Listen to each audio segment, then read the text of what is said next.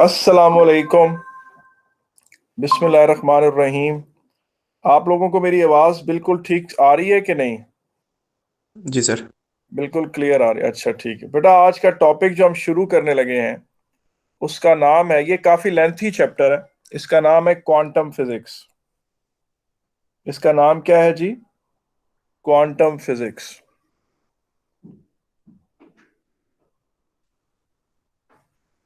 अब क्वांटम का मतलब क्या होता है? क्वांटम का मतलब पैकेट। क्वांटम का मतलब क्या है? Packet.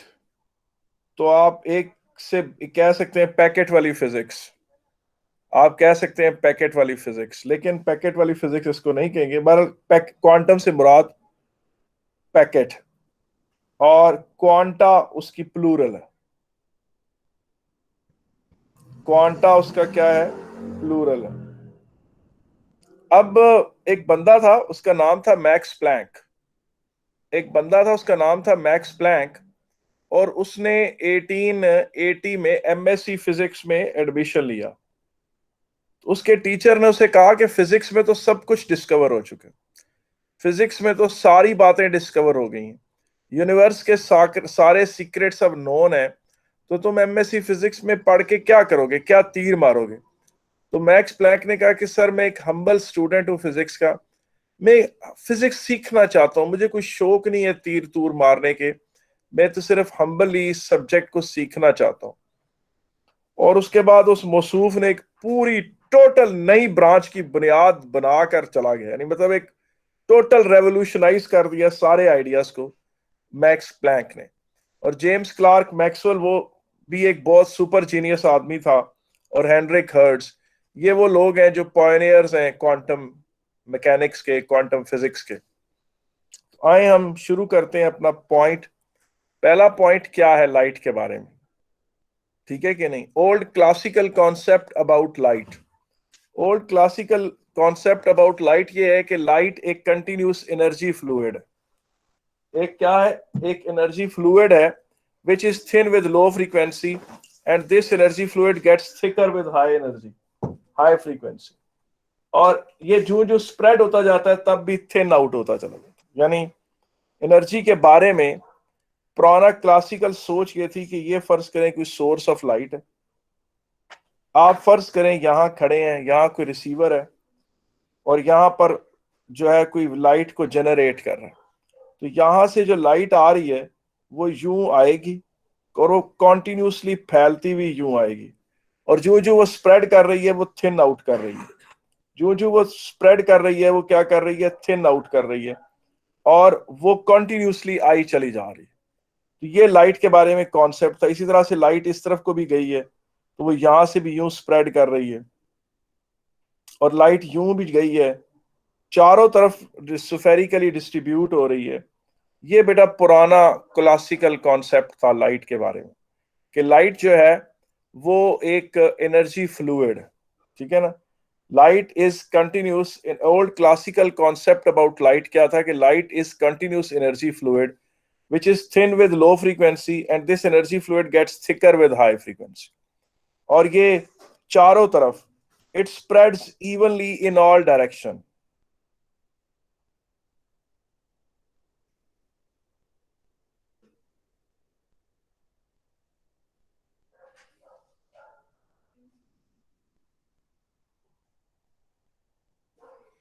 It spreads evenly in all direction. It spreads evenly in all direction. ये है जनाब क्वांटम, इसका जो है old classical concept about light क्या था? कि light is continuous energy fluid which is thin with low frequency, this energy fluid gets thicker with high frequency, and it spreads evenly in all direction, and it thins out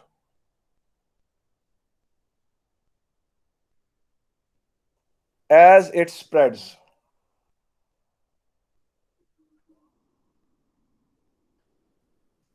It spreads evenly in all direction, it thins out as it spreads. जो जो फैलता चला जाता है, कम होता जाता है। ये था जनाब पुराना एनर्जी का क्लासिकल कॉन्सेप्ट अबाउट लाइट, कि light is a continuous energy fluid which is thin with low frequency, and this energy fluid gets thicker with high frequency. It spreads evenly in all direction. It thins out as it spreads. ये जनाब इसके पुराने concept. अब इधर आ जाए जनाब, quantum model ने क्या कहा। Light is emitted, quantum model ने बड़ी हैरान कुन बातें कही। क्या कहा उसने? उसने कहा light is emitted in the form of arrows.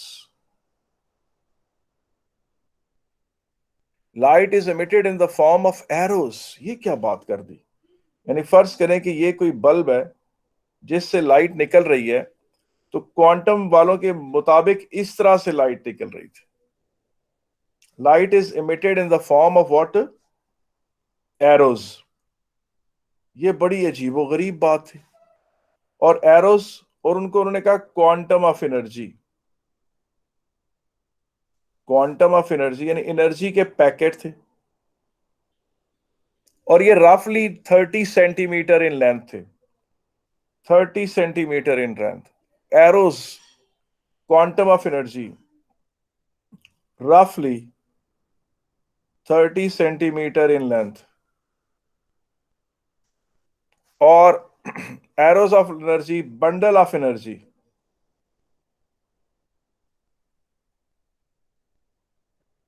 Grain of energy, grain of energy. ठीक है कि नहीं? इनको क्या कहा? Bundle of energy, grain of energy. और फाइनली फिर इनका नाम रखा गया photons.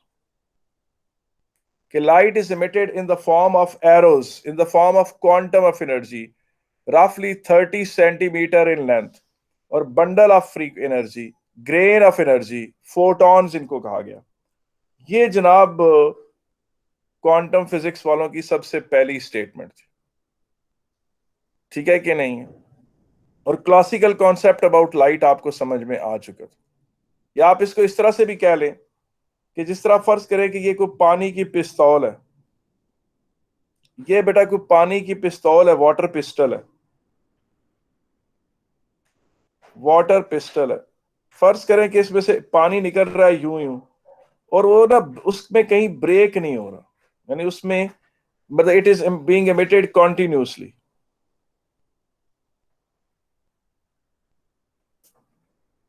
It is being emitted continuously. ये पुराना कॉन्सेप्ट था, ये पुराना कॉन्सेप्ट। और नया कॉन्सेप्ट क्लासिकल फिजिक्स का क्या है कि जिस तरह रियल पिस्टल हो और वो बुलेट्स फायर करे, वो है जनाब ये जो बुलेट्स फायर हो रही हैं, ये बुलेट्स फोटॉन्स ऑफ लाइट है। ये बुलेट्स क्या हैं? फोटॉन्स ऑफ लाइट है।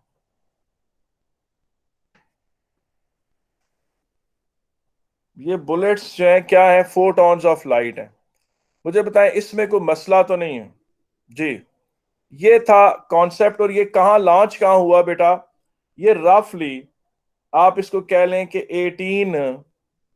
1890 में कहीं ये बात की जाना शुरू कर दी गई कि light is emitted in the form of photons. Light is emitted in the form of light is emitted in the form of photons, bundle of energy, grain of energy। ठीक है कि नहीं? तो ये जो थी बातें थी क्लासिकल कॉन्सेप्ट। क्या पहला क्लासिकल कॉन्सेप्ट अबाउट लाइट क्या था? कि light is a continuous energy fluid. Light is a continuous energy fluid which is thin with low frequency. This energy fluid gets thicker with high frequency. It spreads evenly in all direction. It thins out as it spreads. और उसके साथ आप ये भी कह सकते हैं, it fills all available space. It fills all available space. ये था जनाब कॉन्सेप्ट पुराना।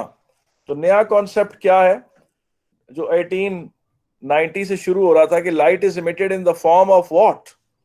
इन the form of arrows, in the form of quantum of energy, roughly 30 centimetre in length. ठीक है ना? Bundle of energy, grain of energy, energy packets, उनको which they finally named it as photons. Finally उसका नाम क्या बन गया? Photon. Finally उसका नाम अब और क्लासिकल कॉन्सेप्ट के मुताबिक जिस तरह वाटर पिस्टल से पानी कॉन्टिन्यूसली बाहर आता है, वाटर पिस्टल से आपको पता है पानी कॉन्टिन्यूसली बाहर आता है, उसकी एमिशन में कोई ब्रेक नहीं होता, no break in its emission.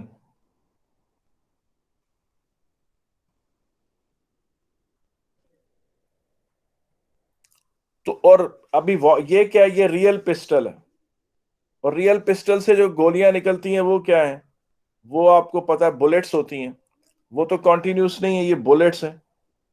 आप इसी तरीके से लाइट सोर्स को भी आप एक पिस्टल ऑफ लाइट समझ लें, लाइट सोर्स को भी आप एक पिस्टल ऑफ लाइट समझ लें जिससे फोटॉन्स ऑफ लाइट निकल रहे हैं।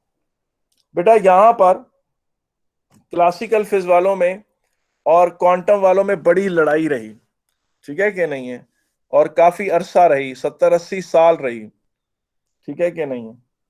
अब आप देखें व्हाट इज अ फोटोन, ये पेपर में बहुत ज्यादा क्वेश्चन पूछा गया है, what is meant by photon.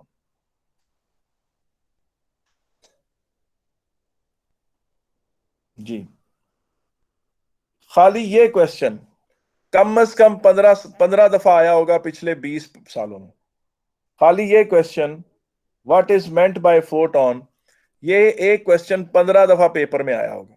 इसका जवाब क्या है जनाब? It's a packet of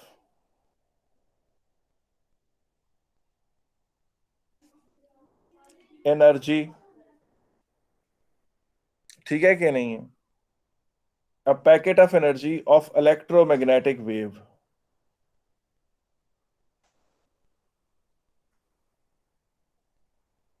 It is a packet of energy of electromagnetic wave, a discrete energy, a discrete packet of energy in the electromagnetic wave form। ये ज्यादा अच्छा definition हो गई।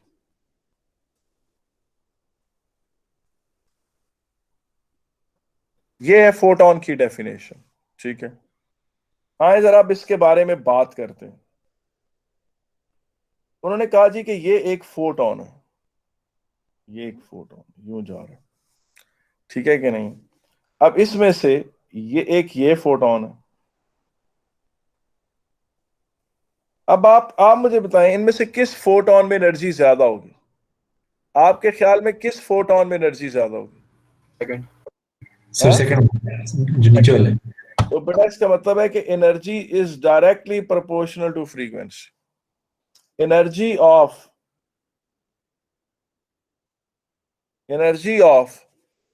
Photon is directly proportional to frequency of photon। Energy of photon is directly proportional to frequency of photon। और इसको आप proportionality को equality में कन्वर्ट करें अगर, तो E is equal to H F, where H is what, where H is Planck's constant,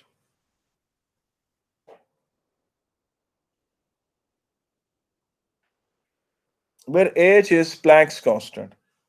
Value of h is 6.67, value of h is 6.26 into 10 raised to power minus 34 4 into joules second। h is 6.626 into 10 power minus 34 joules second। ये बेटा बात थी। अब अगर आप इसको गौर से देखें, f क्या है, नंबर ऑफ साइकिल्स पर सेकेंड, फ्रीक्वेंसी क्या है, नंबर ऑफ साइकिल्स पर सेकेंड। अब एच को जब आप एफ से मल्टीप्लाई करते हैं तो आपके पास टोटल एनर्जी आ जाती है फोटोन की।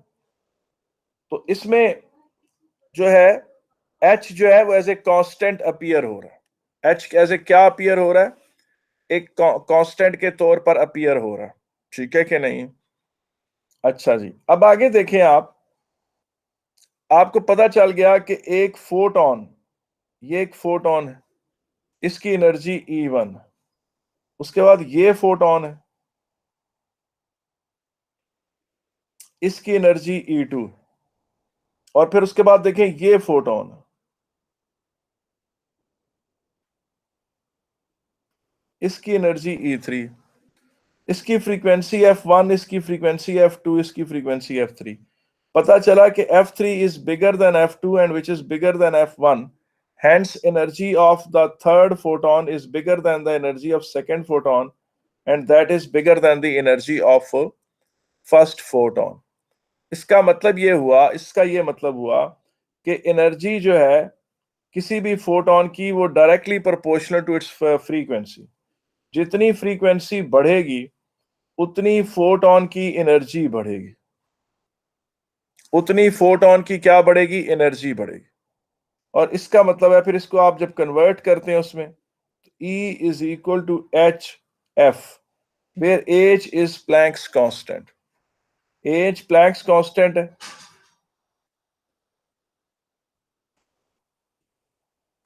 और H की वैल्यू क्या है, H की वैल्यू है 6.626 इंटू 10⁻⁻34 जूल्स सेकेंड। क्या है जनाब, -34 जूल्स सेकेंड। ठीक है कि नहीं है? अब आप ये चीज देखो, एनर्जी इज इक्वल टू, आपने ये पढ़ा हुआ है, आपने ये वाली इक्वेशन पढ़ी हुई है, C is equal to F lambda, आपने पढ़ी थी। जी C क्या है, स्पीड ऑफ लाइट। C क्या है, स्पीड ऑफ लाइट, और F क्या है, फ्रीक्वेंसी, और लैम्डा क्या है, वेवलेंथ।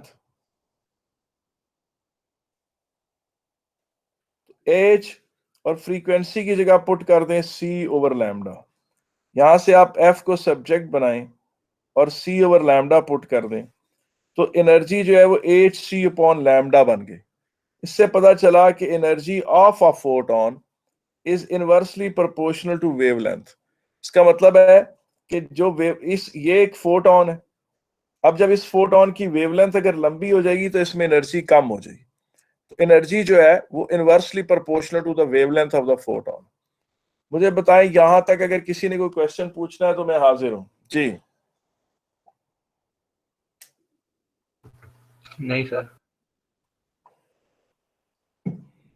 ठीक है, अब ये चीज देखें कि वेवलेंथ के साथ, देखें वेवलेंथ के साथ एनर्जी ऑफ फोटोन का क्या रिश्ता है, वो इनवर्सली प्रोपोर्शनल। लॉन्गर वेवलेंथ के फोटॉन्स के पास एनर्जी कम होगी और छोटी वेवलेंथ के फोटॉन्स के पास एनर्जी ज्यादा होगी। आए हम लोग थोड़ी सी हम कैलकुलेशंस भी करना चाहेंगे, वो भी देखते हैं किस तरह से। लेकिन इससे पहले कि मैं कोई कैलकुलेशन करूं, इससे पहले कि मैं कोई कैलकुलेशन करूं, मैं चाहूंगा कि हम एक एनर्जी के यूनिट को रिवाइज कर लें। हम एनर्जी के एक यूनिट को रिवाइज कर लें, और वो यूनिट क्या था, 1 इलेक्ट्रॉन वोल्ट।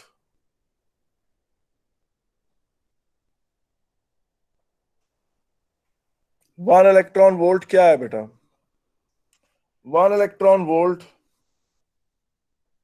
इज द, अभी उसकी डेफिनेशन नहीं लिखते, डायरेक्ट हम उसको पहचान लेते हैं कि 1 इलेक्ट्रॉन वोल्ट है क्या।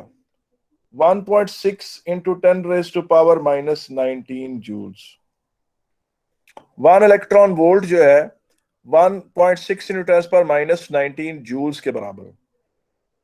इसे इस चीज से नहीं कंफ्यूज करना चाहिए, charge of 1 electrons, charge of 1 electron बराबर है 1.6 into 10⁻⁻19 coulomb. Charge of 1 electron जो है वो 1.6 इंटू 10⁻⁻19 कूलम के बराबर। तो अब आप देखिए, इलेक्ट्रॉन वोल्ट से अगर आपने जूल्स में जाना है तो आप क्या करें, 1.6 इंटू 10⁻⁻19 से मल्टीप्लाई कर दें, और जूल्स से इलेक्ट्रॉन वोल्ट में आना है तो 1.6 इंटू 10⁻19 से डिवाइड कर दो। ठीक है, अब आगे चलते हैं और हम एक न्यूमेरिकल करते हैं। ठीक है कि नहीं, हम एक न्यूमेरिकल करते हैं। अच्छा, अब आप ये चीज देखें, आपको पता है कि ये फर्ज करें कोई ये फोटोन है, ठीक है कि नहीं, और इसकी जो ये वेवलेंथ है ये 680 नैनोमीटर या 0.68 माइक्रोमीटर या 0.0068 मिलीमीटर। ये जब किसी इंसानी आंख में दाखिल होता है तो वो आंख उसको एक रेड कलर के शेप में देखती है, उसकी वेवलेंथ की वजह से, उसकी फ्रीक्वेंसी की वजह से। और जो ब्लू कलर का फोटोन है वो इस तरह का है। ब्लू कलर के फोटोन और रेड कलर के फोटोन में वेवलेंथ और फ्रीक्वेंसी का ही फर्क। और ब्लू कलर का जो फोटोन है वो रफली 470 नैनोमीटर या 0.470 माइक्रोमीटर के बराबर है या 0.00047 मिलीमीटर। और उसकी वेवलेंथ का छोटा होना और उसकी फ्रीक्वेंसी का ज्यादा होना, उसे हमारी आय उसे as a blue light perceive करती। और फर्ज करें कि अगर उसकी वेवलेंथ इन दोनों के दरमियान है, इन दोनों के दरमियान है उसकी वेवलेंथ, तो उसको हमारी आय जो है वो as a green light perceive करती है। तो पता चला कि फोटॉन्स की फ्रीक्वेंसियों और वेवलेंथ के डिफरेंस से हमारी आय की परसेप्शन उनके बारे में डिफरेंट हो जाती है। ठीक है कि नहीं। ग्रीन लाइट रफली आपको पता है 530 नैनोमीटर में आती है, तो उसको हमारी I as a green light समझती है। इससे हमें यह बात भी पता चल गई, हमें यह बात पता चल गई कि energy of red photon, energy of red photon is less than energy of green photon, क्योंकि ग्रीन फोटोन की जो वेवलेंथ है वो छोटी है और फ्रीक्वेंसी ज्यादा है, and that is less than energy of blue photon.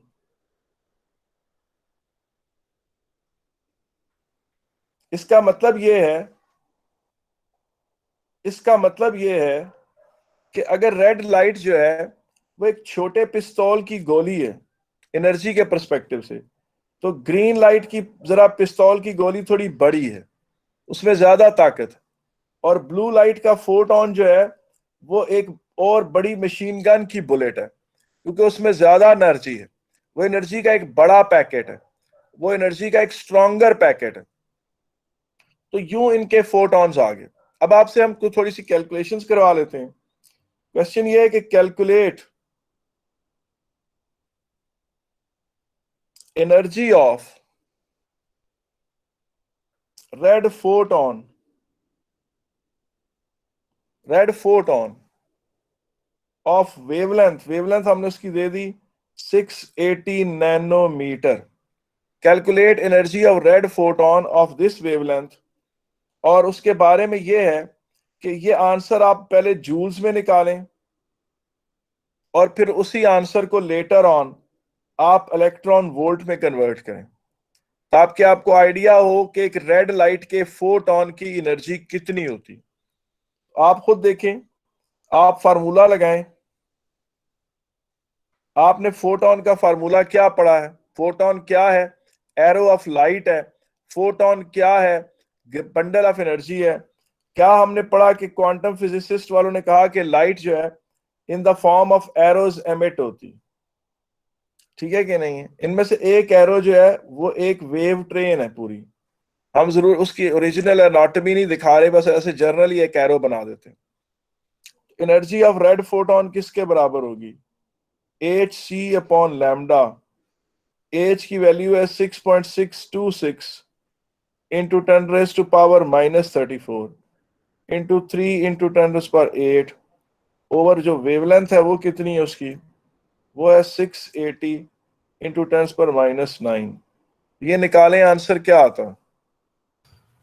2.92 multiplied by 10⁻⁻19. 2.9 2 into 10⁻what? -19. -19 joules. 2.92 into 10⁻⁻19 joules. ठीक है कि नहीं? अब आप ये चीज देखो कि अगर आपने इसको इलेक्ट्रॉन वोल्ट में कन्वर्ट करना है तो ये इलेक्ट्रॉन वोल्ट में किसके बराबर होगा? 2.92 इंटू 10⁻⁻19 1.6 इंटू -19। ये दिखाइए क्या आंसर आता, जरा निकाल के बताएं मुझे। 1.83. 1.83 हाँ जी सर। Electron volt. तो बेटा ये है एनर्जी किसकी? एक रेड फोटोन की। एक रेड फोटोन की एनर्जी जो है वो कितनी है? 1.83 इलेक्ट्रॉन वोल्ट। अब आगे चलते हैं और हम निकालते हैं energy of a blue photon.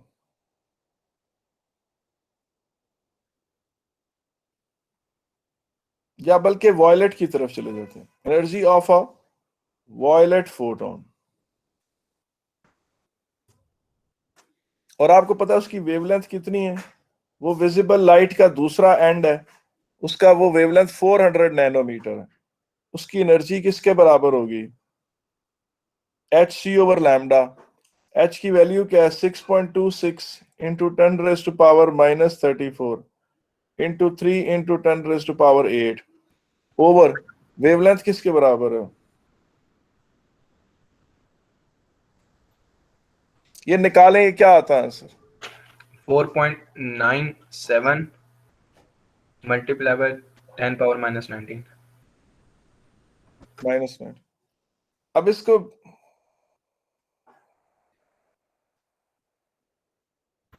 3.11 electron volt. 1.6 into 10⁻⁻19 से तो क्या आता है आंसर? 3.11. Electron volt. इससे आप अंदाजा लगा सकते हैं कि एनर्जी कैसे आ रही है। ठीक है कि नहीं? इसको आप यूं कर लें, ये आप इलेक्ट्रोमैग्नेटिक स्पेक्ट्रम था, आपको याद है, आपने पढ़ा था। मैं उसे सारा नहीं बनाता। देखें यहां से हम पीछे था, ये आप कह लें ये रेडियो वेव्स थी, ये माइक्रोवेव है, और ये है जनाब इंफ्रारेड, ये विजिबल लाइट है, ये है जी अल्ट्रा वायलेट, ये एक्स रेज, और ये है जी गैमा रेज। अब आपको पता है कि इस तरफ को क्या इंक्रीज कर रहा है? फ्रीक्वेंसी इंक्रीज कर रही है। अगर फ्रीक्वेंसी इंक्रीज करिए तो एनर्जी ऑफ फोटोन भी इस तरफ को इंक्रीज कर रहा है।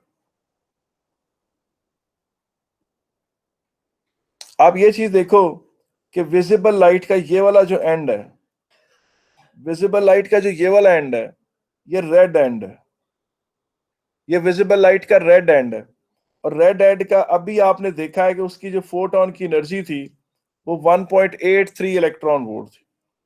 एक फोटोन की एनर्जी 1.38 इलेक्ट्रॉन वोल्ट। और आपको पता है कि विजिबल लाइट का इस तरफ को अगर आप चलें तो ये वॉयलेट एंड है, इस तरफ को वॉयलेट एंड है, और वॉयलेट की एनर्जी आपने देखी 3.11 इलेक्ट्रॉन वोल्ट। अब आप देखें आगे अल्ट्रा वायलेट में चले जाएं। अल्ट्रा वायलेट में हम पूछे कौन सी वेवलेंथ पिक करते हैं? फर्ज करें यहां से एक वेवलेंथ पिक करते हैं जो 50 नैनोमीटर है। 50 नैनोमीटर के फोटोन की एनर्जी कितनी होगी? E is equal to 8c upon lambda लगाएं आप। ये बात द ग्रेड जरा जल्दी से दिखाओ फुर्ती। 24.85 इलेक्ट्रॉन वोल्ट. ये तो जूल्स में आंसर आ गया, और फिर इसको यहीं पर आप 1.6 इंटू 10⁻⁻19 से डिवाइड कर, क्या आंसर आया यार? 24.85. 24.85 electron volt, almost 25 electron volt. आप अंदाजा लगा लें कि अल्ट्रा वायलेट के जो फोटॉन्स हैं वो एनर्जी के बड़े बड़े वो हैं। फर्ज करें अगर आप रेड लाइट को आप समझें छोटे छोटे पत्थर, तो वायलेट लाइट के फोटॉन जरा बड़े पत्थर हैं। और अल्ट्रा वायलेट 50 नैनोमीटर वाली अल्ट्रा वायलेट, वो जरा काफी बड़े बड़े पत्थर है, ठीक है ना। इसीलिए अगर किसी बंदे के ऊपर बहुत ज्यादा एक्सपोजर हो अल्ट्रा वायलेट लाइट का, तो उसकी जो सारे स्किन डैमेज हो जाती है उसकी, क्योंकि अल्ट्रा वायलेट लाइट के फोटॉन्स बड़े एनर्जेटिक होते हैं। अब आप जरा एक वेवलेंथ एक्सरेज में से भी पिक करके देखें, आप 10 raise to power -11 metre use करें। मैं आपसे कैलकुलेशन नहीं कराता, लेकिन ये रफली तकरीबन 15,000 इलेक्ट्रॉन वोल्ट के बराबर आएगा। इसका मतलब ये है, और गैमा रेज, ओहो, उनकी तो बात ही ना पूछें। उनका एक फोटॉन इतनी एनर्जी रखता है, यानी 6 मेगा इलेक्ट्रॉन वोल्ट। अगर हम ये कहें कि विजिबल लाइट की जो फोटॉन्स हैं, विजिबल लाइट के जो फोटॉन्स हैं, अगर वो पिस्तौल की गोलियां हैं, तो एक्सरे जो है वो छोटी तोप के गोले हैं, और गैमा रेज तो बड़ी तोप के गोले हैं, ठीक है कि नहीं है। और जो आपको पता है, आप सूरज में जब धूप में खड़े होते हैं, तो आपके ऊपर इस रीजन के फोटॉन्स की बारिश हो रही होती है, यानी हाई फ्रीक्वेंसी इंफ्रारेड रेडिएशन और विजिबल लाइट और थोड़ी सी अल्ट्रावायलेट लाइट, ये तीन रेडिएशन, ये सोलर रेडिएशन। अगर खुदा ना खास्ता सूरज से अगर अल्ट्रावायलेट, बहुत मैसिव अल्ट्रावायलेट आ रही होती, तो वो तो एनर्जी के बहुत बड़े बड़े तोप के गोले होते, और अगर एक्सरेज आ रही होती तो फिर तो हम मर ही जाते। और गैमा रेज होती तो सोचे भी ना कि हमारा कोई वजूद भी होता, क्या किसी छोटे से बायोलॉजिकल स्ट्रक्चर का भी वजूद होता। तो पता चला कि लाइट जो है वो क्वांटम ऑफ एनर्जी में, पैकेट ऑफ एनर्जी में, डिस्क्रीट पैकेट ऑफ एनर्जी में फ्लो करती है, और एक पैकेट को फोटॉन कहते हैं, और एक फोटॉन को रफली 30 सेंटीमीटर इन लेंथ उसकी लाइट लेंथ होती है। और उस फोटॉन की जो है एनर्जी जो है वो फ्रीक्वेंसी से डायरेक्टली प्रोपोर्शनल है। बेटा यहां तक क्वांटम वालों की क्लासिकल वालों से कोई खास लड़ाई नहीं थी। मैंने आपको बताया जिस तरह मुस्लिम वर्ल्ड में सुन्नी शिया के फिरके हैं, और 1300 साल उनमें कभी वो एक पॉइंट ऑफ व्यू पर एग्री नहीं कर सके, बिल्कुल इसी तरह से क्वांटम फिजिक्स और क्लासिकल फिजिक्स की लड़ाई 80-90 साल चली। आप पूछ सकते हैं कि सर आखिर ऐसी क्या बात थी कि जनाब क्वांटम फिजिसिस्ट के साथ क्लासिकल दो फिरके क्यों बन गए फिजिक्स में। यहां तक जितनी बातें मैंने आपको बताई है ना, यहां तक तो क्वांटम फिजिक्स वालों ने की बातें जो थी ना, वो क्लासिकल वाले हजम कर रहे थे। वो कह रहे थे कि तुम्हारा जो मॉडल है ना, क्वांटम मॉडल, वो हमारे मॉडल से कंपैटिबल है, यानी कोई इतना फर्क नहीं है। लेकिन फिर उसके बाद पूछे क्या हुआ, लड़ाई में शिद्दत पूछे कहां से आई, कहां दोनों एक दूसरे के जानी दुश्मन हो गए। वो तब हुए जब क्वांटम फिजिसिस्ट वालों ने एक बात कह दी। क्या कह दी? क्वांटम फिजिसिस्ट वालों ने एक इंतहाई दलेराना बात कह दी, वेरी बोल्ड एंड ऑलमोस्ट अनडाइजेस्टेबल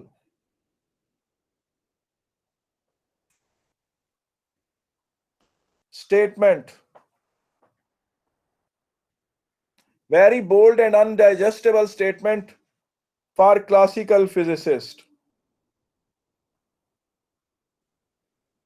आप पूछ सकते हैं मुझसे कि सर आज क्वांटम फिजिक्स का चैप्टर शुरू हुआ है, तो आपने ये बातें क्यों शुरू कर दी हैं कि जी क्लासिकल का ये पर्सपेक्टिव था, क्वांटम का ये पर्सपेक्टिव था। आप नॉर्मली बाकी फिजिक्स में तो हमें चुप करके फिजिक्स पढ़ाते हैं, आप हमें उनके हिस्टोरिकल डिस्कशंस तो नहीं सुनाते। बेटा मैं ये इसलिए बात बता रहा हूं, या मैंने इसका स्टार्ट इस तरह से इसलिए लिया है कि कैम्ब्रिज में ये क्वेश्चन पिछले 10 सालों में, 20 साल की बात नहीं कर रहा, पिछले 10 या 11 सालों के अंदर कैम्ब्रिज में इस सवाल 5 दफा आया है कि जनाब outline those principles which couldn't be explained on classical model, outline those 3-4 experimental evidences which proved particle nature of the light, which proved that light has a quantum, मतलब light favors quantum model। यानी Cambridge ने भी इस perspective पे 4-5 questions put किए कि आप वो एक्सपेरिमेंटल फैक्ट्स बताएं जिनके बारे में क्लासिकल फिजिसिस्ट आंसर नहीं कर सके थे। और क्लासिकल फिजिक्स का मतलब है इस पर्टिकुलर चैप्टर में, पूरे सिलेबस की नहीं बात कर रहा, सिर्फ इस पर्टिकुलर चैप्टर में कैम्ब्रिज इस तरह से क्वेश्चन पुट करती है that they do want you to know the battle that happened for 40 years. Okay, वो चाहते हैं कि आपको पता हो कि किस तरह से वो बैटल लड़ी गई और उसमें आर्गुमेंट्स क्या थी। Very bold and undigestible statement for classical physicist क्या थी कि फोटोन हैज अ मोमेंटम।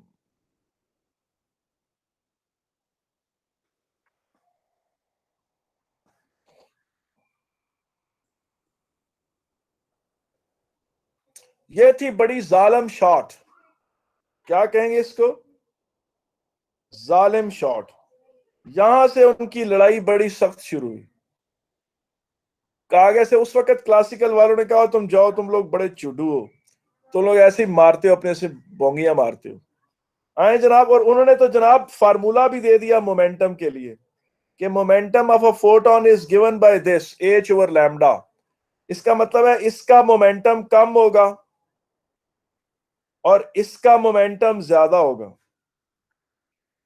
गोया वो लाइट को एज ए पार्टिकल पेश कर रहे थे, वो लाइट को एज ए पार्टिकल पेश कर रहे थे, वो लाइट का जो वेव मॉडल था उसे अपोज कर रहे थे।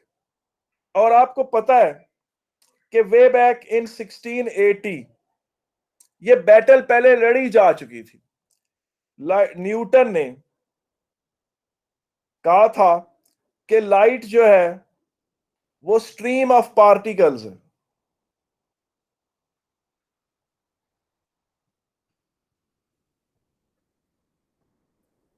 और एक बंदा था जिसका नाम था Huygens.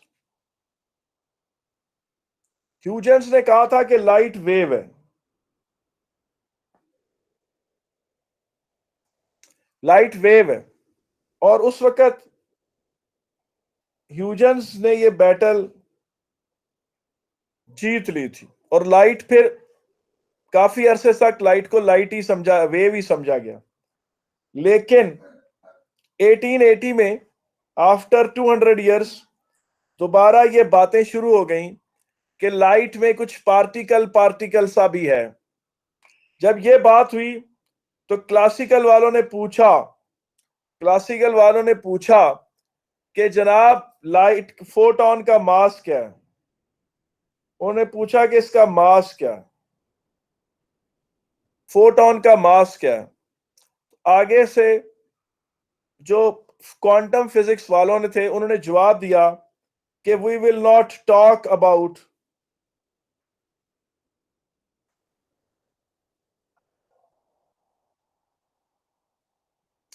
Mass of moving photon, however rest mass उसका 0 है। इसका क्या मतलब है कि फोटोन जब आकर आपको स्ट्राइक करेगा तो उसका कोई मास नहीं होगा। आगे से क्लासिकल वालों ने कहा कि यार आप लोग ना बड़े बहुत ही आप अजीब लोग हो। एक तरफ कहते हो कि लाइट का मोमेंटम है, दूसरी तरफ कहते हो कि don't talk about its mass, we will not talk. ये क्या तुम लोग हो, तुम लोगों के अपने कंसेप्ट ही सारे खराब हैं। आगे से क्वांटम वालों ने पूछे क्या जवाब दिया। उन्होंने कहा कि तुम्हारे जहन में न्यूटन ने एक बात बिठा दी है कि किसी चीज का मास हो और उसकी वेलोसिटी हो तो उसका मोमेंटम एम वी होता है। और तुम हर चीज को उस तरह सोचते हो जिस तरह न्यूटन ने तुम्हें सिखाई है। अगर आगे चलना है, आगे बढ़ना है और नई फिजिक्स सीखनी है तो कीप न्यूटोनियन प्रेजुडिस अवे।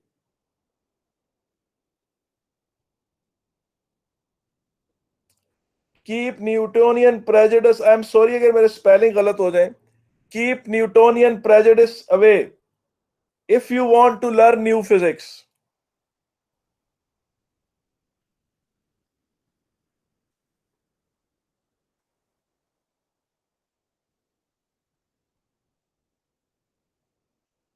उन्होंने कहा कि तुम लोगों के दिमागों में न्यूटन ने बात बिठा दी है कि एक पार्टिकल होता है और उसका मास होता है और वो मूव करता है तो उसका मोमेंटम होता है।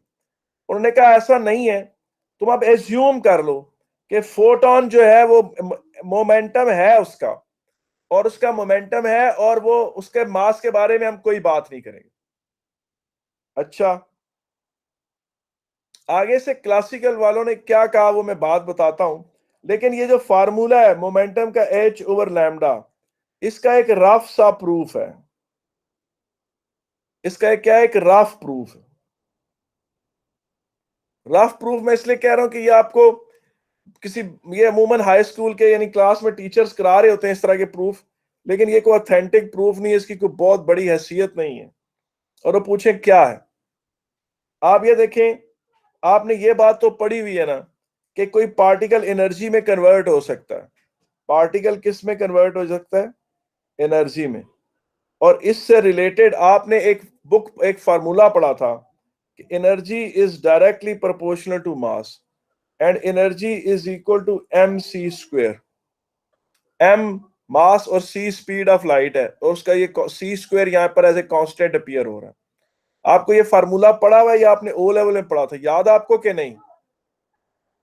जी जी सर याद है। अच्छा, अब देखें, एनर्जी जो है वो एच एफ के भी बराबर है, फोटोन की एनर्जी। उन्होंने इस तरह से किया कि इस इक्वेशन को एच एफ के बराबर पुट कर दी, और फिर एम सी को सी से ब्रेक कर दिया यूं। और उन्होंने कहा कोई मास अगर हुआ फोटोन का और उसकी स्पीड प्रोडक्ट हुआ तो ये फोटोन का मोमेंटम हो गया। और फिर सी को नीचे ले जाओ, और फिर एफ को उसके भी नीचे ले जाओ यूं, यहां से एफ और नीचे आ गया, उससे ये एच ओवर लैम्डा बन गया। और फोटोन का जो मोमेंटम है वो एच ओवर लैम्डा कहलाया यूं। यहां तक जब बात शुरू हुई तो क्वांटम वालों ने कहा, सॉरी क्लासिकल वालों ने कहा, सर ये वापस एक्सप्लेन कर देंगे जी डेरिवेशन जो जी मैं देख रही हूँ। मैं इस पे ज्यादा देर इसलिए नहीं रुका कि ये कोई बहुत बड़ा प्रूफ नहीं है, it's not a very great proof, ठीक है कि नहीं। अब P is equal to H over lambda, ये इसका रफ प्रूफ ये है कि पार्टिकल, आपको पता है एनर्जी में कन्वर्टेबल हो सकता है, एनर्जी पार्टिकल में कन्वर्ट हो सकती है।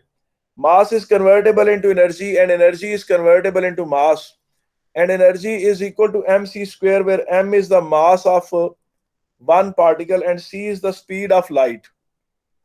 और आप इसको एनर्जी ऑफ फोटोन से इक्वेट कर दें, mc स्क्वायर को एनर्जी ऑफ फोटोन से इक्वेट कर दें, इसको c स्क्वायर को तोड़ के लिख लें, c इंटू सी, इस mc को मास मल्टीप्लाइड बाय वेलोसिटी को मोमेंटम कह दें आप, और फिर इस c को नीचे ले जाएं, यहां डिवाइड कर दें, और फिर इस f को इस c के भी नीचे लिख दें।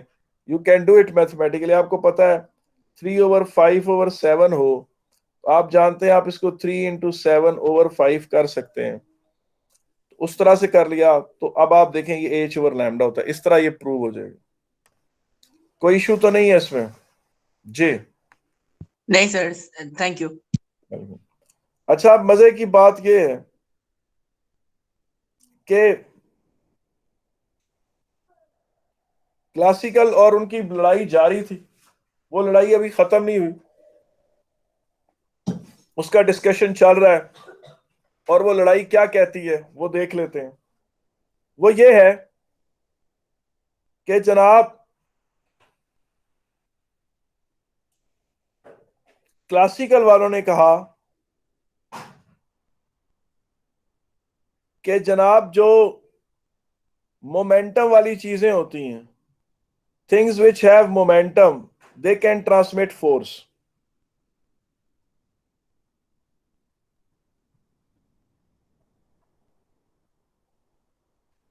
Things which have momentum,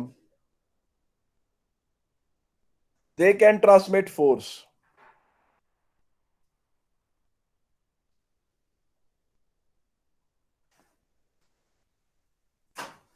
Things which have momentum, they can transmit force. ठीक है, उन्होंने कहा कि ए क्वांटम वालों, इफ यू, अगर तुम सच्चे हो, light should transmit force, light should transmit force. इसका मतलब यह है कि अगर मैं धूप में जाके खड़ा हुआ हूं तो मुझे धूप का धक्का लगना चाहिए। तो आगे से क्वांटम वालों ने कहा कि जनाब लाइट का मोमेंटम बड़ा थोड़ा होता है, लाइट का मोमेंटम बहुत थोड़ा होता है, वो फील नहीं हो सकता। तो उन्होंने आगे से क्लासिकल वालों ने कहा कि यूनिवर्स में सबसे छोटी चीज क्या है?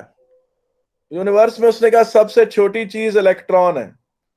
अच्छा, तो उन्होंने कहा बाबा अगर इलेक्ट्रॉन, चलो फिर इसका मतलब है कोई फोटॉन आए और इलेक्ट्रॉन कोई धक्का मार दे तो हम फिर भी तुम्हारी बात मान लेंगे।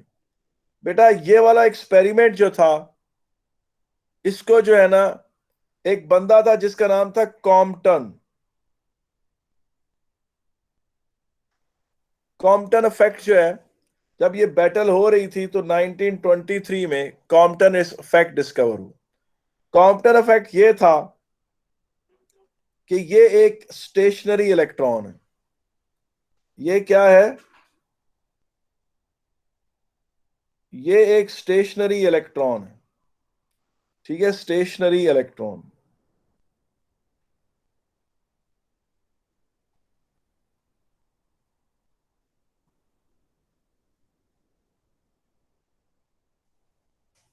यहां से यहां से एक एक्सरे फोटोन आया, उसने से टक्कर मारी, तो ये इलेक्ट्रॉन उसकी टक्कर की वजह से इस तरफ को चला गया। और वो फोटोन जो कि उसने अपनी एनर्जी इलेक्ट्रॉन को दे दी थी, खुद वो लॉन्गर वेवलेंथ के साथ इस तरफ को चला गया। ये बड़ा स्ट्रॉन्ग एक्सपेरिमेंटल एविडेंस था कि एक फोटोन आ रहा है, वो इलेक्ट्रॉन को टक्कर मारता है, उसको एक तरफ फेंकता है और खुद लॉन्गर वेवलेंथ के साथ एक तरफ चला जाता है। लॉन्गर वेवलेंथ से क्यों चला जाता है? क्योंकि एनर्जी ऑफ अ फोटोन जो है वो एच सी अपॉन लैम्डा के बराबर होती। जब उसने टक्कर मारी उसकी एनर्जी कम हो गई, और जब उसकी एनर्जी कम हुई तो वेवलेंथ बढ़ गई। इस तरह से क्या हुआ कि एनर्जी ऑफ इलेक्ट्रॉन जो थी वो क्या कहते हैं, इलेक्ट्रॉन को जो एनर्जी दी तो फोटोन की एनर्जी कम हो गई। ये बेटा कॉम्पटन इफेक्ट जो था वो क्वांटम फिजिक्स को प्रूव करने के लिए एक बड़ा स्ट्रॉन्ग एविडेंस था। ये एक ऐसा एविडेंस था जो क्लासिकल वालों को जिसने हरा दिया। और उसके बाद ये तो एक एक्सपेरिमेंट, दूसरा एक्सपेरिमेंट ये था कि जनाब ये एक मेटल प्लेट, ये क्या है? एक मेटल प्लेट। ठीक है, इस पे आप मारो फोटोन। फोटोन कौन से? वायलेट कलर के। वायलेट कलर के क्यों? क्योंकि उनमें एनर्जी ज्यादा होती है। या अल्ट्रा वायलेट के। वो फोटोन जब इस पर गिरे तो यहां से इलेक्ट्रॉन्स एमिट हुए। बेटा this is called photo emission. इसको फोटो इलेक्ट्रिक इफेक्ट भी कहते हैं। Define photo electric effect.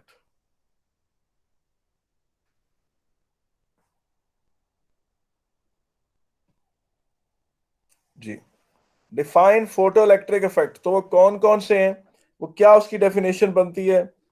When light of sufficiently high frequency,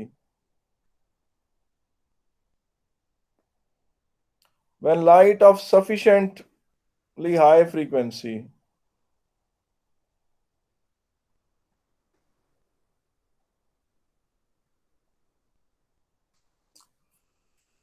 falls on metal surface, when light of sufficiently high frequency falls on metal surface, electrons are emitted.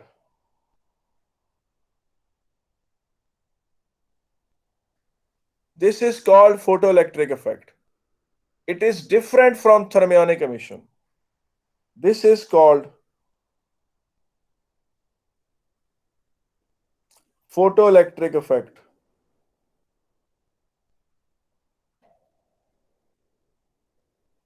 Or this is called photoelectric effect. और photo emission.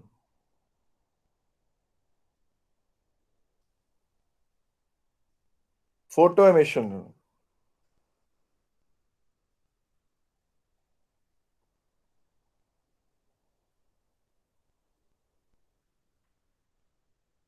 this is called photoelectric effect or photo emission. It is different from thermionic emission.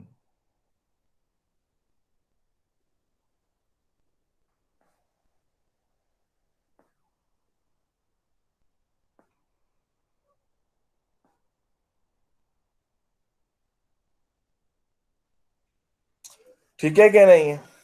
और photo electric effect ये चीज है, ठीक है कि नहीं? आप मुझसे कह सकते हैं सर कि आप फोटो इलेक्ट्रिक इफेक्ट का कोई डेमोन्स्ट्रेशन दें, तो जी बिल्कुल इंशाल्लाह ताला हम इसके ऊपर फर्दर गुफ्तगू करेंगे। हम अपनी आज की गुफ्तगू को यहाँ एंड करते हैं। इसके आखिरी में एक बार दोबारा बता दें। जी बेटा, जी जी फोटो कॉम्पटन इफेक्ट फिर से बता दें। कॉम्पटन इफेक्ट और दोबारा एक मिनट दोबारा बोले, आपने क्या कहा है? सर कॉम्पटन इफेक्ट फिर से दोहरा दें। जी, क्वांटम इफेक्ट बेटा ये था, क्वांटम इफेक्ट ये था कि ये एक इलेक्ट्रॉन है जो रुका हुआ है, एक एक्सरे आया, एक्सरे का फोटोन आया है। किसका? एक्सरे का। उसने आकर इस इलेक्ट्रॉन को टक्कर मारी और इसको यहां फेंक दिया, और चूंकि उसने अपनी एनर्जी में से कुछ एनर्जी इलेक्ट्रॉन को दे दी है, तो उसकी अपनी थोड़ी एनर्जी कम हो जाएगी, कम होगी तो उसकी फ्रीक्वेंसी कम हो जाएगी, फ्रीक्वेंसी कम होगी तो उसकी वेवलेंथ बढ़ जाएगी। तो इसे कहते हैं क्वांटम इफेक्ट। ठीक है सर कि नहीं? इलेक्ट्रॉन स्टेशनरी होगा जी, ऑलमोस्ट स्टेशनरी और फोटोन मूविंग। मूविंग। हाँ, रुके हुए फोटोन को आकर इलेक्ट्रॉन ने टक्कर, फोटोन ने टक्कर मारी, फोटोन ने इलेक्ट्रॉन को उछालकर फेंक दिया दूसरी तरफ, और खुद लॉन्गर वेवलेंथ से दूसरी तरफ चला गया। सर इलेक्ट्रॉन स्टेशनरी होगा इसमें फिर? हाँ जी बिल्कुल, शुरू में स्टेशनरी। ठीक है बेटा शुरू में स्टेशनरी, ऑलमोस्ट स्टेशनरी। हम ये नहीं कह रहे कि परफेक्टली, लेकिन ऑलमोस्ट स्टेशनरी था, और उसको एक फोटोन ने आके टक्कर मारी और उस इलेक्ट्रॉन को स्पीड दी, उसने उसकी काइनेटिक एनर्जी को बढ़ाया। ठीक है राहिम? जी सर ठीक है। और खुद लॉन्गर वेवलेंथ के साथ एक और तरफ चला गया। बेटा सर जी मैं सुन रहा हूं।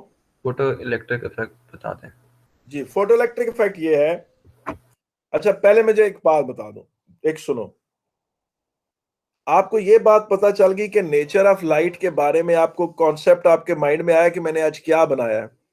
मैंने आपको बताया कि एक ओल्ड क्लासिकल कॉन्सेप्ट था और एक फोटोन का कॉन्सेप्ट। ठीक है कि नहीं? बेटा 1998 में कैम्ब्रिज के हेड एग्जामिनर पाकिस्तान आए थे। वो बहुत ही काबिल आदमी थे, हमारी सब टीचर उनसे मिलने गए, हम मिलने क्या गए, कॉन्फ्रेंस वो वर्कशॉप थी उसमें सारे मिले। तो चाय की जब ब्रेक हुई तो हम सारे उनके गिर्द इकट्ठे हो गए। तो मैंने उनको कहा कि सर मैंने ना क्लासिकल मॉडल भी पढ़ा है, क्वांटम मॉडल भी पढ़ा है, मुझे ना मजा नहीं आया, सही समझ नहीं आई मुझे। मैंने अपने आप को एक्सपोज किया उनके सामने। मैंने कहा सर मुझे ना मेरा सही, मुझे जिसे कहते हैं ना कि मजे की समझ आई हो नहीं आई हो। वो हंसना शुरू हो गए। फिर हंस के उन्होंने ये कहा, I can write 50 pages on the nature of light. But the fact is that we humans haven't actually understood light perfectly. Photon model is our way of explaining certain phenomena. And wave model is also our way of putting it in another way.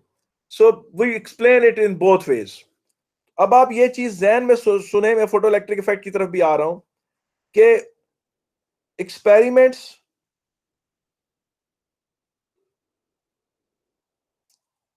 which prove light is wave, वो कौन से experiments? वो आपने as में पढ़े थे। Diffraction,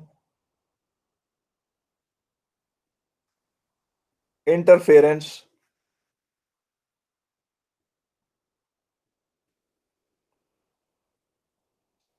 polarisation. Polarisation आपने नहीं पढ़ा था, ठीक है? और experiments which prove that light is particle.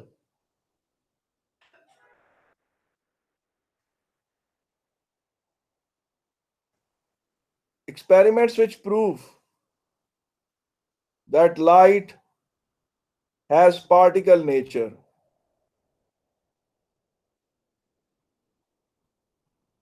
वो है जी photo electric effect,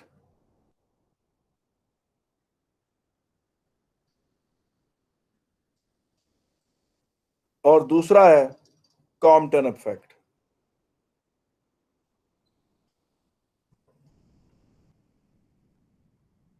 photo electric effect और कॉम्पटन इफेक्ट। और फोटो इलेक्ट्रिक इफेक्ट ये है कि ये एक मेटल प्लेट है, इस पर आप लाइट मारें ऐसे, तो उससे इलेक्ट्रॉन्स उठते हैं, निकलते हैं।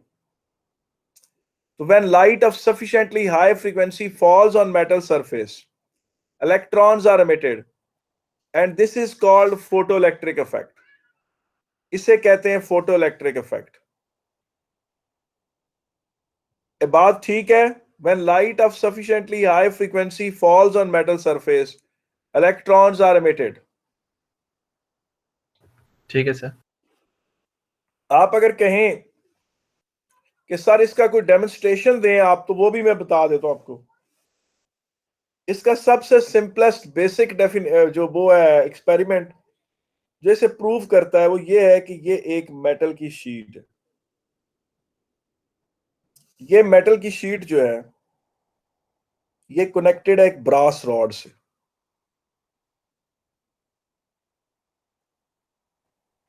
और इस ब्रास रॉड के साथ नीचे ये दो लगे हुए हैं गोल्ड फॉइल्स। क्या लगे हुए हैं? ये दो गोल्ड लीव्स, गोल्ड लीव्स।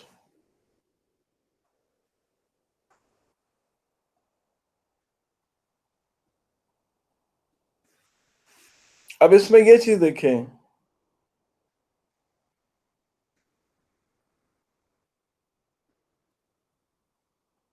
ये इस तरह से, ये वो एक उसमें है पड़ा हुआ। अब आप किसी तरीके से इस तरह से करें कि ये आप ना इसको बैटरी के साथ जोड़ दें, negative terminal of the battery, और यहां से ये positive terminal of the battery को ग्राउंड कर दें। तो क्या होगा? यहां से 100 इलेक्ट्रॉन्स फर्ज करें आए हैं और वो यहां बिखर गए हैं इस तरह से। इस तरीके से आप इसको चार्ज कर देते हैं, इसको मेटल प्लेट को भी और ब्रास रॉड को भी और गोल्ड लीव्स को भी। और इस चार्जिंग की वजह से ये गोल्ड लीफ जो कि बड़े लाइट होते हैं, ये क्या होते हैं? ये बड़े लाइट होते हैं, ये इस तरह से हो जाते हैं, यूं हो जाते हैं। तो क्या होगा? अब इस बैटरी को हटा लें, यहां से बैटरी को क्या कर लें? हटा लें। आपने बैटरी के थ्रू इसको नेगेटिवली चार्ज कर दिया, ठीक है, मान लिया आप गोल्ड लीफ। ये असल में एक मर्तबान टाइप है, इसको थोड़ा सा यूं करके यूं होगा। फिर क्या करें? आप अल्ट्रा वायलेट लैंप लेकर आए। क्या लेकर आए? UV lamp. यूवी लैंप क्या होता है? जो अल्ट्रा वायलेट लाइट एमिट करता है। अल्ट्रा वायलेट लाइट का क्या फायदा है? उसकी फ्रीक्वेंसी ज्यादा होती है। फ्रीक्वेंसी ज्यादा होती है तो उसके फोटॉन्स एनर्जेटिक ज्यादा होंगे। जो ही आप अल्ट्रा वायलेट लाइट को ऑन करेंगे, उसके फोटॉन्स यहां जाएंगे, वो जाकर इस मेटल प्लेट को हिट करेंगे, इलेक्ट्रॉन्स इमिट होंगे। जब इलेक्ट्रॉन्स इमिट होंगे तो क्या होगा?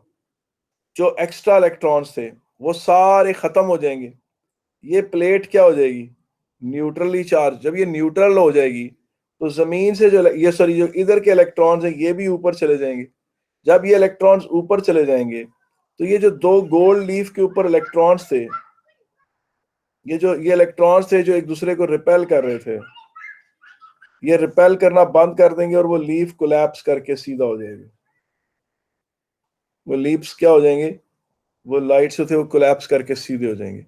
ये बड़ा एक सिंपल प्रूफ है कि when the light of sufficiently high frequency falls on metal plate, electrons are emitted.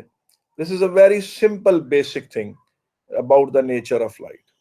मुझे बताएं इसमें कोई मसला है तो मुझे हाजिर हूं जी। जी सर नहीं है मसला। सर आपने ऊपर डेफिनेशन लिखी थी वो दिखा देना, फोटो इलेक्ट्रिक।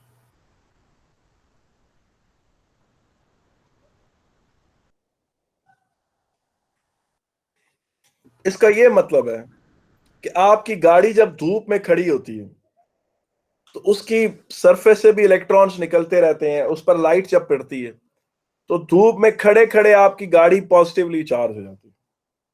आपके घर का गेट भी सख्त धूप में पॉजिटिवली चार्ज हो जाएगा, ठीक है कि नहीं?